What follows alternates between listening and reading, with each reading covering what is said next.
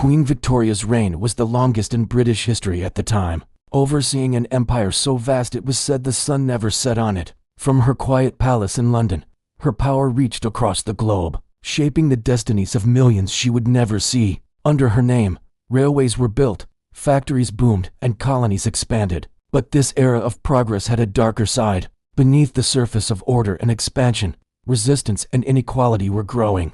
This isn't a story about a sudden fall, but about the slow, steady march of an empire that seemed invincible. It is the story of how one monarch's long rule cast a shadow that would last for generations, an empire that felt eternal, even as the seeds of its end were already being sown. At just 18, a young woman was crowned queen. London was a city of promise.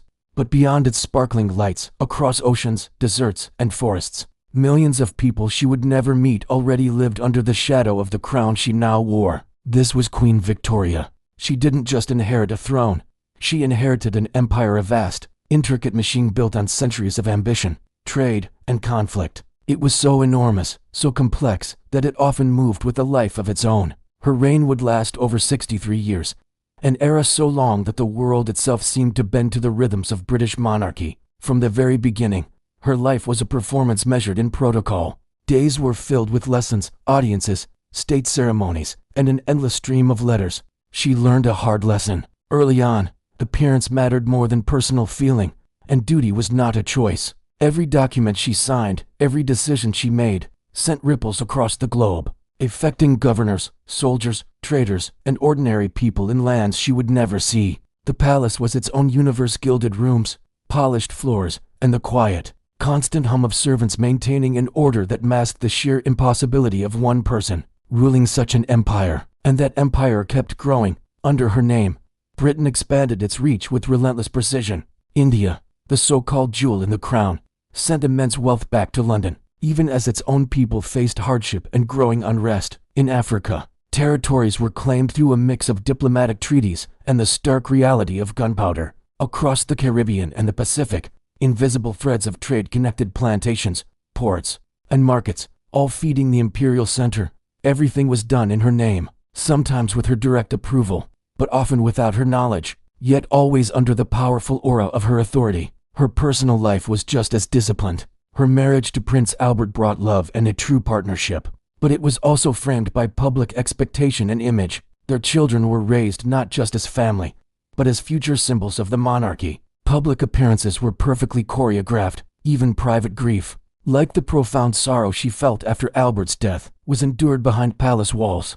Her mourning, expressed through black clothing and strict decorum, became another part of her public role, a constant reminder that for a queen, the personal and the political are forever intertwined. Diplomacy was a game played through letters, treaties, and carefully chosen gifts. Her voice, carried in official dispatches, shaped the fates of colonies she would never visit. A seemingly small decision appointing a new governor, adjusting a trade regulation, or imposing a new tax could dramatically alter lives thousands of miles away. Entire societies adapted their daily routines to the rhythm of her distant reign.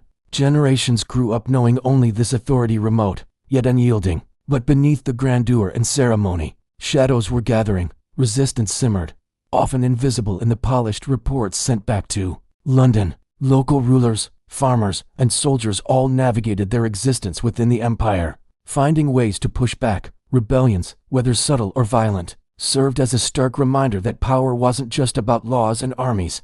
It depended on perception, compliance, and fear. Even the most loyal colonial administrator had to constantly compromise and improvise, just to survive and maintain control. As the decades passed, the world transformed. Steamships replaced sailing vessels. The telegraph made communication nearly instant, and factories reshaped entire economies. Victoria witnessed revolutions in other countries, an industrial boom at home, and the rise of new political ideas that began to question the very idea of monarchy. She represented continuity in an age of constant, accelerating change. Her long reign became an exercise in endurance. Stability required ritual. Ritual demanded obedience, and obedience relied on a belief in the system, even when that belief was fragile. But life, outside the palace walls, moved to its own rhythms, in ways she could never fully control. For every colony that seemed to prosper, there were regions that suffered. For every grand ceremony designed to reinforce loyalty, There were people quietly resisting. For every letter she signed, thousands of lives shifted, often in ways no one in London could have predicted. This is the nature of long rule. Its triumphs are visible, but its consequences are often subtle, and its decline even more so. Shadows lengthen slowly, without announcement. Systems can appear unbreakable right up until the moment they crack. By the time the world notices, the patterns of overextension, mismanagement, or simple human fatigue are already deeply entrenched, making any attempt to fix them slow and difficult. The British Empire during Victoria's reign was a perfect example of this. Its power extended farther than any one person could comprehend. Its symbols of authority, flags, coins, and portraits created a sense of unity and permanence. But in reality, the empire was a patchwork of negotiation, resistance, and improvisation. Every governor, soldier, and merchant was both shaping the empire and being shaped by it. The young, wide-eyed girl who ascended the throne grew into an empress defined by duty. She observed, she instructed, she corresponded, she grieved, and she celebrated, all in the public eye. Her incredible longevity gave the empire a sense of stability, a human anchor that made the abstract machinery of global rule feel tangible and real. And yet, with every achievement, with every year that passed, there was the quiet, unspoken knowledge that nothing, not even the greatest empire the world had ever seen, can last forever. We often picture Queen Victoria's reign as a grand spectacle of velvet curtains, polished marble, and magnificent ceremonies. But that was just the surface. Behind the pomp and pageantry, the machinery of a global empire moved relentlessly, silently, and often without acknowledgement. This is the story of the hidden gears that turned the British Empire. Victoria's days were consumed by an endless river of correspondence. Letters from governors in India, reports on trade from Hong Kong, petitions from colonial subjects in Africa, and advice from ministers in London. Each piece of paper carried the weight of decisions, affecting millions of lives. A single misstep, a poorly worded dispatch, could ripple across continents, influencing harvests, taxes, or even sparking conflicts thousands of miles away. Her influence was both direct and deeply symbolic. The grand ceremonies we see in paintings weren't just for show. They reinforced her authority. Her portrait, hung in government buildings from Canada to Australia, was a constant reminder to distant subjects of their place within this vast, sprawling system. Protocol and etiquette were everything. They created a sense of predictability in an unpredictable world. But predictability was never a guarantee of control. Take India, the so-called jewel in the crown. It was a source of immense wealth for Britain, but also a cauldron of quiet unrest. Rebellion simmered constantly in pockets across the subcontinent, often unnoticed by London until mismanagement, a devastating famine, or a cultural misunderstanding ignited the flames. Each governor, though officially under Victoria's command, had to navigate treacherous local politics with extreme caution. They exploited the empire's vast distance from London to make their own decisions, all while maintaining the crucial illusion of absolute allegiance to the Queen. Victoria's personal life mirrored this same rigid structure of control and discipline. Her marriage to Prince Albert wasn't just a romance. It brought a new, elaborate system of rules and duties to the court. Their children were raised not just as a family, but as symbols of imperial continuity. Every public appearance, every interaction, every handwritten note to a courtier was designed to reinforce the social and political hierarchy. Even private emotions were ritualized. Mourning and joy became public performances. Grief itself was a tool of governance, used to shape public perception and maintain the all-important veneer of stability. Across the empire, daily life adapted to the Queen's distant presence in subtle but profound ways. Roads, ports, and railways were built not just for progress, but to facilitate trade, speed up communication, and allow for rapid military responses, all under the watchful eye of the Crown. Local economies, from the Caribbean to Southeast Asia, were rewired to meet the insatiable demand for exports to Britain. Indigenous rulers found themselves navigating a complex new reality, their traditional authority now existing in the shadow of a sovereign they would almost certainly never meet. For ordinary people, imperial rule often felt both distant and absolute. Laws could be applied inconsistently, tax burdens shifted without warning, and loyalty was often a matter of survival, not genuine belief. The technological explosion of the 19th century steamships, telegraphs, and factories dramatically intensified the empire's reach and its internal contradictions. Steamships slashed travel times between continents, and the telegraph meant messages could cross the globe in hours instead of months. These innovations boosted efficiency, But they also exposed the system's weaknesses, the administrative machine strained under the sheer volume of information. Vital intelligence often arrived too late or was too incomplete to guide timely decisions.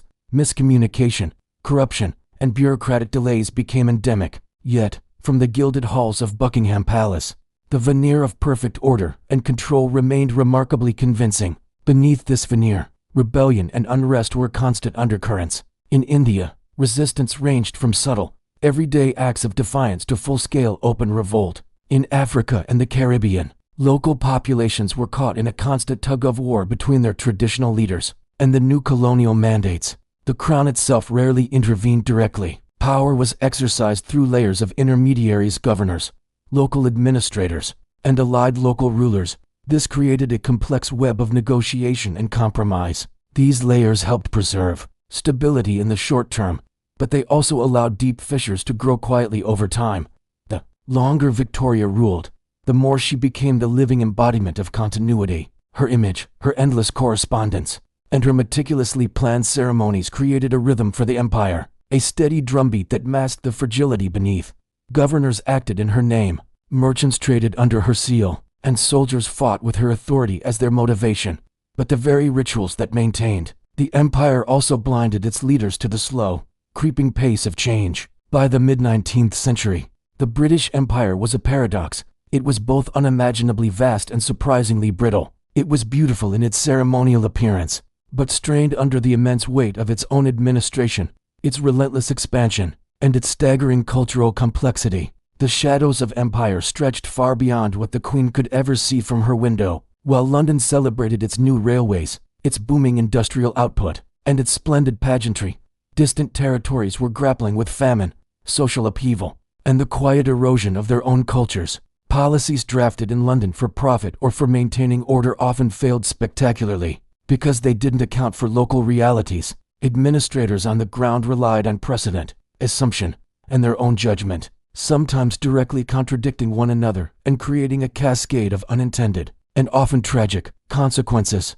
In this way, the empire moved like a living organism. It was adaptive, but also vulnerable, efficient in some ways, yet deeply fragile in others. It was all guided by a monarch who, for the most part, remained physically and emotionally removed from the far-flung peripheries of her own domain. Victoria's reign was, ultimately, a study in endurance. Her influence, both ceremonial and practical, undeniably shaped the course of the empire. But the empire, with its endless demands and crises, just as often shaped her. She represented continuity while presiding over an era of radical change. She was the symbol of order in a world rife with unrest. Power was a daily negotiation between rulers and subjects, between London and the colonies, between the crown and the world it sought to dominate. And in this delicate, precarious balance, we see both the magnificence and the shadows of the British Empire. Its glory was visible in grand architecture, immense wealth, and elaborate ceremony. Its darker side remained largely invisible, hidden in compromise,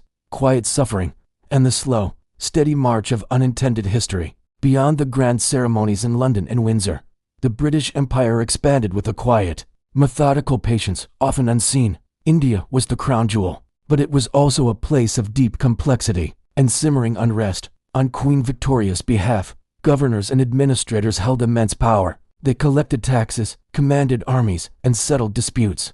But they also had to constantly navigate local traditions, social structures, and the ever-present undercurrent of resistance. The monarch's word, traveling for weeks across oceans in letters and dispatches, was rarely immediate. By the time an order from London arrived, the situation on the ground had often completely changed. Real authority, therefore, wasn't about issuing direct commands. It was about interpretation, compromise, and convincing local elites to enforce the will of a distant ruler. The Indian Rebellion of 1857, which erupted decades into Victoria's reign, shattered the fragile peace between the empire and its subjects. It wasn't sparked by a single event, but by years of accumulated resentment. Soldiers and civilians rose up against cultural insensitivity, exploitative economic policies, and a sense of being systematically ignored. Interestingly, some rebels even invoked the authority of their own emperor, seeking legitimacy in a crown that, while symbolic, still held deep meaning. For a moment, Victoria's distant authority clashed violently with local reality. The East India Company's forces crushed the rebellion with brutal efficiency, but the conflict exposed the deep cracks that had formed under the strain of long-distance rule. Elsewhere, the empire's expansion was more subtle. In Africa and the Caribbean, control was often established through treaties, strategic alliances, and economic dominance rather than outright military conquest. Local rulers, traders, and British administrators negotiated a complex web of authority. On the surface, local power structures remained, but in substance, everything had changed. The British Crown's influence spread not just by planting flags, but by creating a deep dependency financial, military, and even symbolic on the very systems it claimed to support. Elaborate rituals, formal ceremonies, and the imposition of British law all served to mask the uneven and often tenuous nature of actual governance. Technology was a double-edged sword that both strengthened and exposed the empire. Railways, steamships, and the telegraph dramatically increased the speed and reach of British influence. But this new, rapid communication also laid bare the empire's flaws. It highlighted instances of corruption, infuriating delays, and gross mismanagement that might have otherwise gone unnoticed. The administrative systems were stretched to their absolute limit, often unable to respond effectively to crises erupting on the peripheries. Famines, local rebellions, and social unrest often festered in the shadows, far from the attention of policymakers in London. Yet these events defined the daily reality for millions living under imperial rule. Queen Victoria's personal involvement with her empire was a strange mix of diligent attention and profound detachment. She maintained extensive correspondence with governors, ministers, and family members serving in colonial posts, but every decision, large or small, was filtered through countless layers of bureaucracy, protocol, and personal discretion. Even with her focus on detail, the Queen could never truly grasp the lived experience of someone on the far-flung edges of her empire. She couldn't possibly manage every consequence of the policies enacted in her name, and so, the British Empire evolved into a system that, in many ways, operated independently of the monarch herself. It was guided less by her personal will and more by established structures, ingrained habits, and bureaucratic procedures. Yet, for the people living within it, Victoria's presence remained incredibly potent. Her portrait was everywhere on coins, in government buildings, in newspapers. Ceremonies and proclamations constantly reinforced her authority, creating a sense of continuity and legitimacy. Symbolism became a powerful substitute for direct governance, shaping people's perception of reality just as much as reality itself. People learned to adapt to the rhythms of imperial power, constantly negotiating their own positions between loyalty and resistance, survival and compliance within a structure whose ultimate authority felt both distant and absolute. This delicate balance allowed the empire to function with remarkable efficiency while masking its inherent fragility. It was a balance that held until mounting pressures, political, economic, and social, finally began to test the limits of both the administration and the allegiance of its subjects. The true nature of the empire was most visible in these gray areas, in the space between declared authority and lived compliance. The crown symbolized unity, wealth, and order, but its power relied on countless intermediaries interpreting its intent and managing local conditions on the ground. Power was dispersed, yet entirely dependent on the center. Stability persisted because people adapted, often quietly, to the shifting balance between the ruler and the ruled. Resistance could exist without open confrontation. Authority could be maintained without constant direct intervention. In this subtle, ongoing tension lay both the incredible strength and the ultimate vulnerability of the British Empire under Victoria. The Queen's long reign only amplified these effects. Decades of continuity created a powerful illusion of permanence, even as profound changes were unfolding just beneath the surface of ceremonial stability. Her very presence anchored the empire in time, providing a steady rhythm and a constant stream of ritual. But over the years, the distance between the symbol of the monarch and the actions of the empire widened. This produced a system where the form and appearance of power persisted, even as its actual substance adapted, weakened, or was actively resisted. For decades, this intricate dance of compromise, negotiation, and patience allowed the empire to endure, even as the human and cultural costs continued to mount, often invisibly, in the shadows. By the middle of Queen Victoria's reign, the British Empire wasn't just a collection of territories. It was a colossal, interconnected machine. Think of it like a vast network of systems, administrative, economic, military, and symbolic, all humming in unison. Railways snaked across India, carrying goods and troops. Telegraph wires pulsed with orders,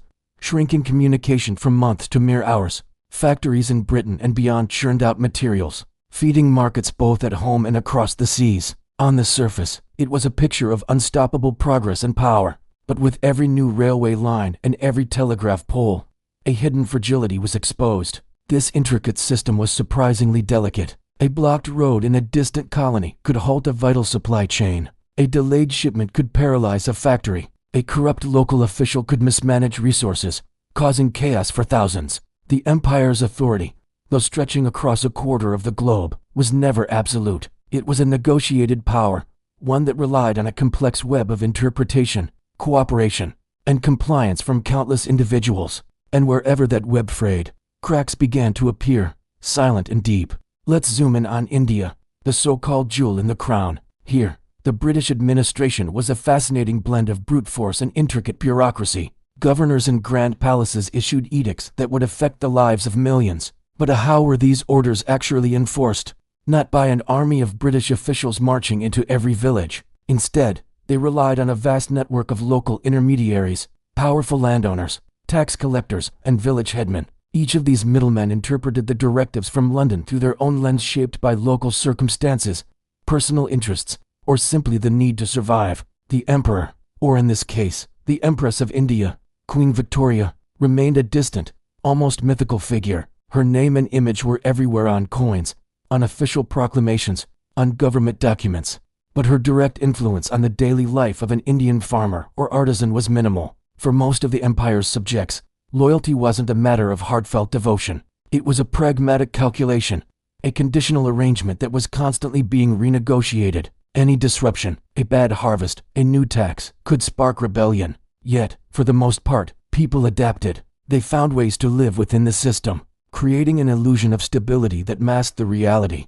Imperial authority was stretched thin, like butter scraped over too much bread. Victoria herself became a powerful symbol, more of an icon than an active ruler of this vast domain. Her public image was meticulously crafted and disseminated. Portraits, postcards, and official decrees carried her likeness across the globe, a constant, reassuring presence. Ceremony became a crucial tool of governance. Lavish public appearances, grand jubilees celebrating her reign, and formal court rituals all worked to reinforce a sense of loyalty and shared identity, without requiring the monarch to get her hands dirty with the messy business of day-to-day administration. Even her personal tragedies, like the profound grief she felt after the death of her husband, Prince Albert, were filtered through the lens of public decorum. Her stoicism was presented as a model of duty, her mourning a reflection of the nation's heart. Life at court, in many ways, was a microcosm of the empire itself, highly structured, rich in symbolism, and heavily dependent on intermediaries to keep things running smoothly.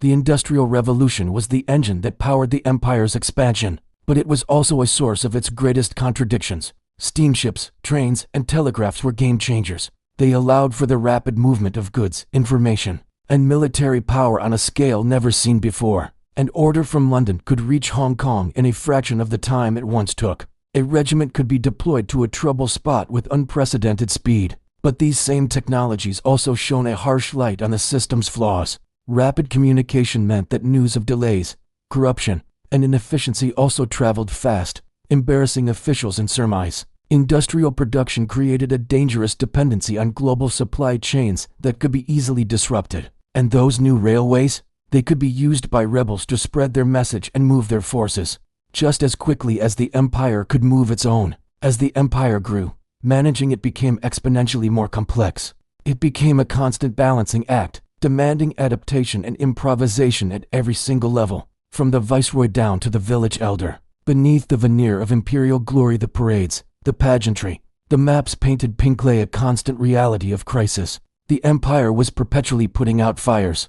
Devastating famine swept through India, revealing the catastrophic failure of colonial agricultural policies. Brutal conflicts erupted in Africa as European powers carved up the continent. Unrest simmered in colonies around the world, a constant reminder of the limits of ruling from a distance. Local administrators on the ground often found themselves in impossible situations. They would frequently adapt, or even ignore, policies handed down from London simply to prevent a complete breakdown of order. They knew that a rigid application of a poorly conceived law could lead to disaster. Soldiers, too, were more than just instruments of control. They were negotiators, peacekeepers, and sometimes just survivors, trying to maintain order while navigating the complex loyalties of the populations they were meant to police.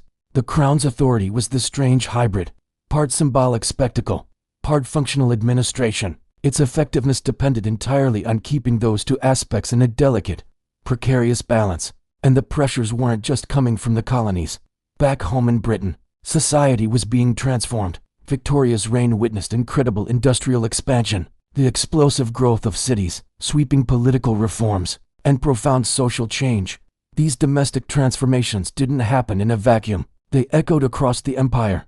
Debates in Parliament about workers' rights or public health had ripple effects on colonial policy. The changing social attitudes in Britain influenced how administrators viewed and governed their colonial subjects. Throughout all this upheaval, Queen Victoria's image remained a powerful, stabilizing constant. She was the anchor in a sea of change, yet the empire she symbolized was anything but stable. It was a dynamic, fluid, and often unpredictable entity, where the resilience and adaptability of millions of ordinary people shaped outcomes just as much, if not more, than any edict from the throne. By the end of the 19th century, the British Empire had reached its zenith. Geographically, it had never been larger. Symbolically, it had never been more powerful. And yet, its internal fragility had never been more apparent. The cracks that had been forming for decades were now impossible to ignore. The empire's true strength, it turned out, wasn't in its armies or its laws or its absolute authority. It was in the perception of its permanence,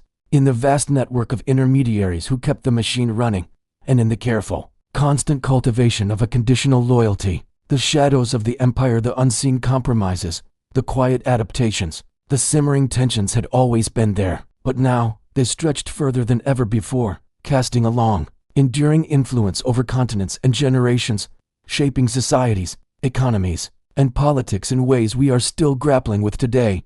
Beneath the polished veneer of the Victorian era, the British Empire wasn't the monolithic, stable entity we often imagine. Its ceremonial splendor, the grand jubilees, the portraits of a stern Queen Victoria, all projected an image of absolute control. But reality was far more complex, a vast network held together by perception, compromise, and a whole lot of distance.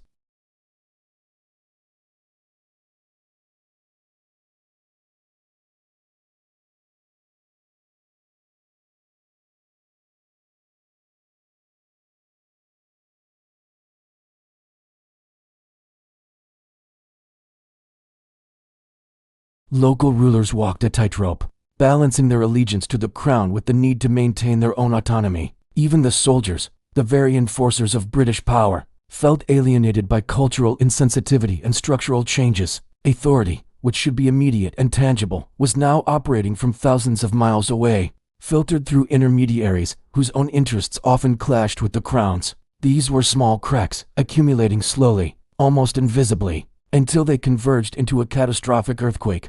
The Indian Rebellion of 1857 was that earthquake.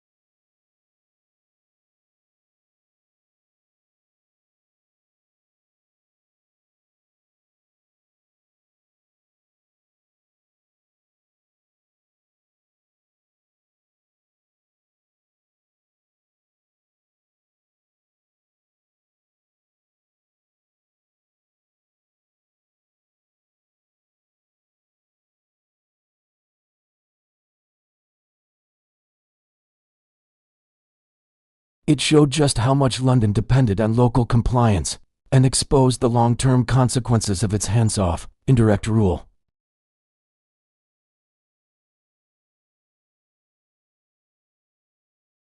This pattern wasn't unique to India. In subtler forms, it repeated across the globe. In Africa, the Caribbean, and the Pacific, the empire often expanded through treaties, alliances, and commerce rather than outright conquest. But the underlying principle was the same. Authority was exercised through middlemen and maintained largely by perception.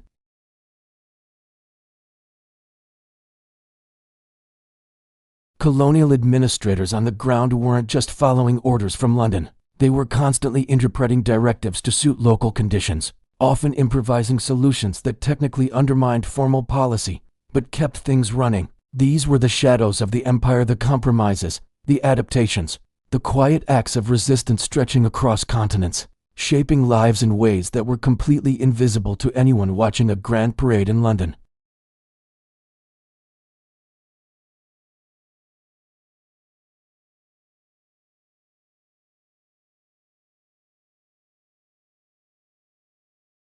Grand ceremonies, like her jubilees, state receptions, and public addresses were all designed to sustain the perception of stability and continuity.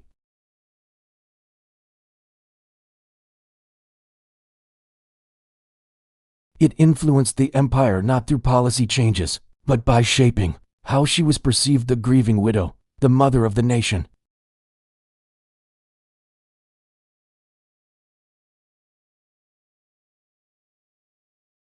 Authority persisted not because it was absolute, but because people on the ground adapted to it. As the late 19th century progressed, the empire seemed stronger than ever.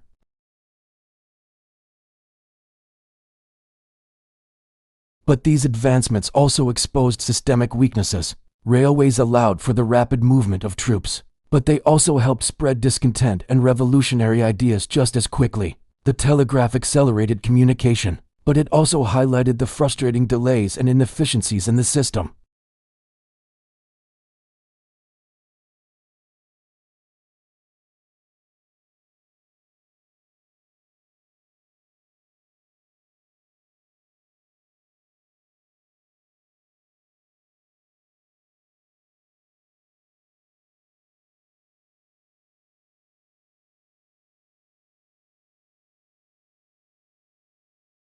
On the surface, it appeared vast, stable, and unshakable. Beneath that surface, it was deeply vulnerable. Its ceremonies, its portraits, and its protocols were a masterful performance, masking the messy reality of control. Its authority didn't just come from armies or bureaucrats. It was built on the daily, often invisible, choices of millions of people across continents who chose, for their own reasons, to adapt, comply, or resist. A long reign, much like a long empire, doesn't survive on strength alone. It survives through endurance, perception, and the power of routine, even as the pressures that will eventually tear it all down are quietly accumulating just beneath the surface. As the decades rolled on, Queen Victoria's reign transformed. It became less about her direct, personal decisions and more about providing a framework of continuity, a sense of ceremony, and a powerful symbolic authority. The intricate choices that once landed on her desk were now filtered through layers of bureaucracy, handled by ministers and colonial administrators across the globe. She remained the empire's visible anchor, its constant, reassuring face. But the machinery of governance had evolved, growing so complex that it could operate almost on its own, adapting to local conditions and pressures far from London. In this new era, her presence mattered more as a symbol than as a direct agent of change. She was the steadying force in a world hurtling through immense change, social unrest, and technological revolution. This revolution was driven by industrialization, which was reshaping not just Britain, but its colonies too. Railways sliced across continents, telegraph wires hummed with messages, and steamships conquered the oceans. These innovations accelerated everything: communication, trade, the movement of goods, troops, and information. It all happened at a speed that would have been unimaginable just a generation earlier. Cities exploded in size, ports expanded to handle the new flood of commerce, and factories multiplied, churning out the products of a new age. On the surface, the empire looked more cohesive and efficient than ever. But these very advances also created new vulnerabilities. A break in a supply chain could now have cascading effects. A failed communication could lead to disaster, and orders from London, traveling faster than ever, could still be misinterpreted by local administrators, sometimes leading to actions that directly contradicted the crown's intentions. The systems that extended the empire's reach also magnified the consequences of every mistake, every misjudgment, and every human error. Back home in Britain, the social and political pressures were a mirror image of the challenges abroad. Urbanization was creating new social classes and bringing them into the political arena. For the first time, industrial laborers, organized and vocal, demanded better conditions. Suffragists campaigned tirelessly for the right to vote. Reformers of all stripes pressed for change, for recognition, and for new rights. In the midst of this whirlwind, the monarchy had a delicate balancing act to perform. It had to maintain its authority, its decorum, and most importantly, the public's favor. This meant carefully balancing ancient tradition with the expectations of a modern, increasingly literate society. Public opinion, amplified by newspapers that were now read by millions, meant that every royal action, every ceremonial event, was scrutinized. The perception of the crown and the empire was being shaped in real time. In the pages of the daily press, Victoria understood this profoundly. Her careful cultivation of her own image through official portraits, meticulously planned public appearances, and the strict observance of ritual was a deliberate strategy to reinforce stability amidst these swirling currents of change. Meanwhile, in the colonies, the shadows of empire continued to lengthen and deepen. India, vast territories in Africa, and islands across the Pacific were now connected by a web of trade, diplomacy, and, when necessary, force. Yet each of these regions operated with a surprising degree of autonomy, governed by its own unique local conditions. Authority was often exercised indirectly. Instead of direct rule from London, the empire relied on a network of alliances with local rulers, complex treaties, and a thin layer of on-the-ground administrators. Compliance was frequently won through negotiation rather than outright coercion, and loyalty was cultivated more carefully than fear. For the millions living under imperial rule, everyday life was shaped by the empire's presence, but it didn't require constant, direct oversight from the distant capital. The crown's influence was pervasive, yet it was also abstract. It was a constant reminder that power could be both visible and invisible, both immediate and profoundly distant. The memory of the Indian Rebellion of 1857 cast a long shadow, serving as a crucial reference point for both administrators and their subjects. Even decades later, that violent uprising had starkly revealed the limits of purely symbolic authority. It showed the disastrous consequences of cultural insensitivity, and exposed just how heavily the empire depended on its local intermediaries, the very people who could turn against it. In the aftermath, reforms were enacted to try and centralize control, to standardize administration, and to create more direct lines of oversight from London. But the fundamental principle remained unchanged. The empire's authority relied just as much on perception, on adaptation, and on ritual as it did on law or military might. The presence of the crown, embodied by Victoria, was a powerful force for legitimizing and stabilizing this vast, sprawling system. But it was never absolute. Victoria's personal life, in many ways, mirrored these same tensions between symbol and substance. The rituals of mourning, her complex family dynamics, and her ceremonial duties were completely inseparable from the act of governance. The death of her beloved Albert had left a permanent shadow over court life, a deep sense of loss that extended into public perception, and defined her image as the widow of Windsor. Her children were raised from birth to be symbols of continuity. Dispatched across Europe in a series of dynastic marriages, they reinforced imperial ideals even as they navigated their own roles in other royal courts. Life within the palace walls was a microcosm of the empire itself, highly structured, steeped in ritual, and heavily dependent on intermediaries to maintain both order and the all-important appearance of stability. By the late 19th century, the British Empire had reached the zenith of its power. Its reach, both symbolic and practical, was staggering. It spanned continents, connected a kaleidoscope of diverse cultures, and accumulated a level of wealth that would have been unimaginable when Victoria first ascended the throne. It was the largest empire the world had ever known. Yet, beneath this glittering facade of grandeur, there was a constant, simmering reality of negotiation, adaptation, and compromise. The empire's stability didn't just depend on the crown, the army, or the bureaucracy in London. It relied just as much on local compliance, on the perceptions of millions of people in faraway lands, and on the delicate balance of power maintained by administrators on the ground. It shadows the persistent unrest, the quiet acts of resistance, and the invisible social and economic pressure stretched across the oceans. They were a constant, quiet reminder that even the largest, most powerful empires are, in the end, profoundly fragile. In the final decades of her long reign, Queen Victoria had become less of a ruler and more of a feeling. She was no longer at the very center of every political decision. The day-to-day work of governing the vast British Empire now ran on its own steam, a massive machine powered by habit and procedure. In London, ministries drafted policies. Across the oceans, governors issued commands. Trade ships crisscrossed the globe, and armies stood poised and ready. The system just worked, and presiding over all of it was the Queen. Her image, aging, familiar, a constant presence in people's lives, created a powerful illusion of stability. It felt as if, with her on the throne, nothing truly essential could ever change. She wasn't just a monarch, she had become permanence itself, the emotional anchor for an entire empire. By this point, the empire was managed more through paperwork than through grand proclamations. From the throne, power wasn't just about a queen's decree anymore, it was about systems. Policies were standardized across different colonies. A new class of professional administrators was trained to run the imperial machinery efficiently. Power was rationalized, organized into schedules, and documented in endless files.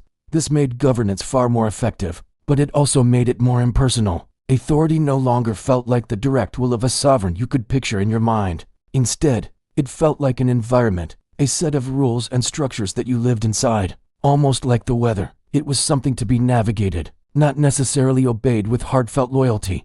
This shift from personal rule to bureaucratic system was incredibly important, because when power becomes a routine, a predictable system, the way people resist it also changes. Resistance doesn't always show up with loud protests and waving banners. It can be much more subtle. It can look like delay, like simply not complying with an order right away. It can be reinterpreting a rule to your own advantage, or just quietly withdrawing your cooperation. Across India, Africa, and other parts of the empire, local leaders became masters of this subtle resistance. They learned how to coexist with the empire without ever fully submitting to its authority. Their loyalty became conditional. Their obedience became a strategic choice, not a moral duty. Queen Victoria's portrait might have hung on the walls of government offices, and her profile was stamped on the coins in their pockets. But her image no longer explained how the world actually worked. It was a symbol, but the reality on the ground was far more complex. Meanwhile, back in Britain, the home front was also transforming. The immense wealth generated by the Industrial Revolution had created new social classes, each with its own ambitions, anxieties, and political demands. The rise of mass media, especially newspapers, meant that for the first time, imperial policy was being discussed and debated openly by the public. It was no longer a simple story of national glory. Criticism now existed right alongside celebration. People began to question the costs and the morality of the empire. It wasn't just a source of pride anymore. It was a subject of intense, often heated, debate, and the more people debated it, the weaker the old myth of the empire's divine, inevitable destiny became. Yet, through all this change, the Queen endured. Her golden and diamond jubilees were not just national holidays. They were vast, global spectacles. Colonies from every corner of the earth sent delegations to London. Enormous crowds gathered in the streets, united in celebration. These grand rituals served to reaffirm the idea of imperial unity. For a fleeting moment, the empire felt whole again, a global family stitched together by shared ceremony and a common memory of its past. These moments of celebration were significant. They reminded people not of what the empire had become, a bureaucratic, impersonal machine, but what it was supposed to be, a glorious, unified entity led by a beloved monarch. It was a powerful dose of nostalgia. But ceremonies, no matter how grand, cannot reverse the tide of history. By the time Victoria entered her final years, the empire had fundamentally changed. It had become a self-sustaining machine that no longer required active belief from its subjects to function. It operated on the cold logic of contracts, trade routes, infrastructure, and legal precedent. The crown was still there to legitimize it all, to give it a veneer of tradition and authority, but it was no longer the engine driving it forward. This is the quiet twilight that falls over a long, dominant rule. The energy and belief that built the empire were fading, replaced by the mundane hum of administration. So when Queen Victoria finally died in 1901, after a reign that had defined an era, the world held its breath. But there was no dramatic collapse. There was no sudden rupture in the fabric of the state. There was no chaotic loss of control. Power transferred smoothly to her son, King Edward VII. The empire simply continued. The letters were still posted, the ship still sailed, and the administrators still stamped their documents, and that, perhaps, was the most revealing truth of all. It proved that Victoria had not been the Empire's driver, but its most potent symbol. Her reign gave the Empire its name and its face, but by the end, the machine she symbolized had learned to run all on its own. When Queen Victoria died in 1901, it felt like the world held its breath. The British Empire, a colossal entity spanning continents, seemed to collectively exhale. Bells tolled from London to Sydney, flags were lowered in colonial capitals, and public buildings were shrouded in black. For a brief, strange moment, the grief felt universal, almost personal, as if a matriarch had been lost. But this wave of mourning concealed a profound and quiet truth. The Empire was already moving on without her. This is how long empires reveal their true nature. They aren't built on single individuals, no matter how iconic or central they may seem. They are built on systems, on habits, on infrastructure, and most importantly, on the quiet acceptance of millions. Victoria, the woman who gave her name to an entire age, was a powerful symbol. But she was not the engine itself. Her absence didn't stop the ships carrying goods across the oceans. It didn't halt the colonial administrations collecting taxes or the armies enforcing borders. The vast, intricate machine of empire continued to run, efficient and familiar. Emotionally, her death was a seismic event, the definitive end of an era. But structurally, almost nothing changed. The transition was immediate. Memory instantly began to replace authority. Queen Victoria, the person, became Queen Victoria, the historical figure. Her public image softened overnight. Her famous rigidity was reframed as a symbol of stability. Her legendary distance and formality were reinterpreted as dignified majesty. She was no longer a ruler but an icon, a piece of heritage. But while the Queen's image was being carefully curated for history books, the shadows of her empire remained very much alive and active. Out in the colonies, the complex negotiations of control and resistance didn't stop. Local populations continued to adapt their strategies, and the deep-seated inequalities that underpinned the entire imperial project persisted beneath the veneer of formal order. The empire, it turned out, had learned to survive its own symbolism. It no longer needed a living, breathing monarch to justify its existence. And this is a critical point. When symbolism becomes detached from lived, tangible authority, it transforms into something else entirely. It becomes heritage. Portraits in government buildings take the place of direct commands. Grand monuments and statues begin to stand in for the actual mechanics of governance. What once served to direct the future now exists only to explain the past. This subtle shift from active power to passive memory mattered far more than it appeared at the time. Because the moment an empire stops truly believing in its own permanence, its own eternal destiny, its decline becomes inevitable. It might take decades, even a century, to fully unfold, but the seed of its end has been planted. The British Empire would, in fact, continue to expand in some areas after Victoria's death, but it would never again possess that unshakable feeling of being eternal. The illusion had been, quietly, almost imperceptibly, punctured. Think about it this way. Victoria's long reign taught the empire how to endure, how to project an image of unyielding strength and longevity. But her death taught the empire something arguably more important: how to remember itself. And memory, unlike raw power, cannot enforce obedience. It can only invite reflection. It can inspire nostalgia or provoke anger, but it can't command armies or collect taxes. The world after Victoria was a world where the British Empire had to start looking backward to understand itself. The Queen's death revealed that the institution was larger than any individual, but it also exposed the institution's mortality for the first time. The Great Victorian Era was over, and with its end came the unspoken question: what comes next? The answer wouldn't be immediate, but the feeling was undeniable. The sun, which supposedly never set on the British Empire, had just dipped a little closer to the horizon. The long, slow twilight had begun. After Queen Victoria's death, the British Empire seemed to carry on just as it always had. The crown was still there, the governor still ruled, and the maps of the world were still splashed with that familiar imperial red. But if you looked closer, something fundamental had changed. The feeling that the empire was an unstoppable, inevitable force, that was gone. It started to feel less like a grand ambition and more like an old inheritance. Something maintained out of habit, not a burning belief in its destiny. Victoria's influence was still everywhere, a long shadow cast over the world. But it was a shadow that no longer commanded the light. It was a memory, not a mission. And this shift was felt differently all across the globe. For those living under British rule, change wasn't a single event. It was a slow, uneven process. In some parts of the empire, British control actually seemed to get stronger. They built more railways, set up more administrative offices, and their influence dug deeper into the daily lives of the people. It was business as usual, or so it appeared. But in other regions, something else was happening beneath the surface. A quiet resistance began to grow, to mature. New national identities started to take shape. And here is the great irony of it all. They often formed within the very systems the empire had created. The schools that taught English literature also taught ideas of freedom. The railways that transported goods also connected people who started to see themselves as a single nation. The bureaucracies that enforced British law also created a class of educated locals who would one day run their own countries. The tools of control were slowly, almost invisibly, becoming the tools of liberation.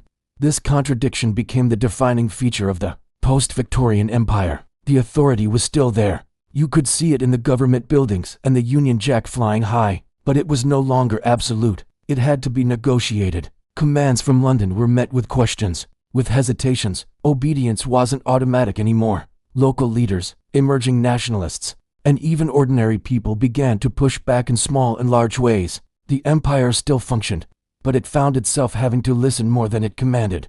The administrators on the ground, the district officers and governors, they could sense these new limits.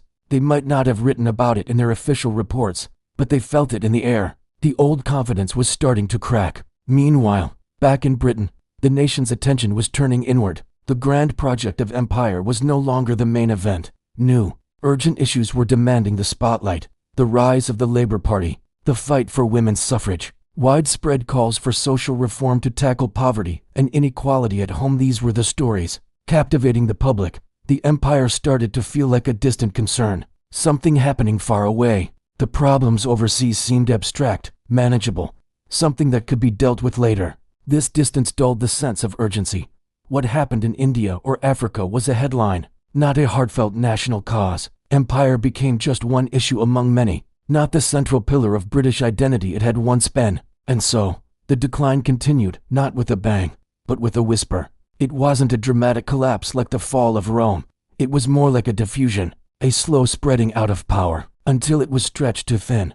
Maintaining control over a quarter of the world's population became incredibly expensive, not just in money, but in manpower and political will. The moral justifications for empire also began to wear thin.